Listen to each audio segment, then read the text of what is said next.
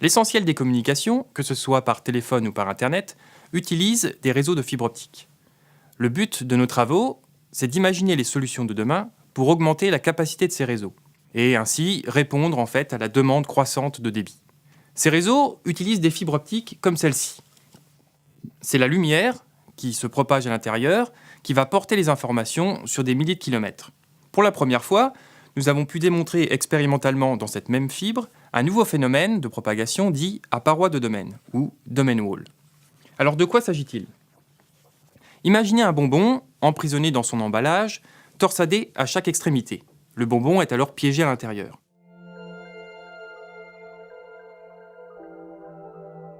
Alors d'une manière assez semblable, pour éviter la dégradation de l'information lumineuse dans la fibre au cours de sa propagation, on va venir emprisonner chaque bit du message entre deux nœuds afin de piéger son énergie.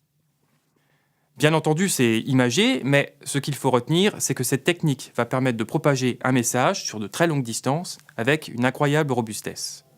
Pour cet article, publié dans la revue Nature Photonics, on va utiliser la polarisation de la lumière pour créer ces nœuds.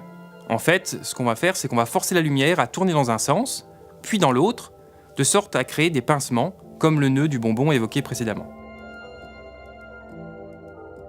La polarisation de la lumière, c'est le principal sujet d'étude de notre programme de recherche PETAL, qui est financé par l'Union européenne.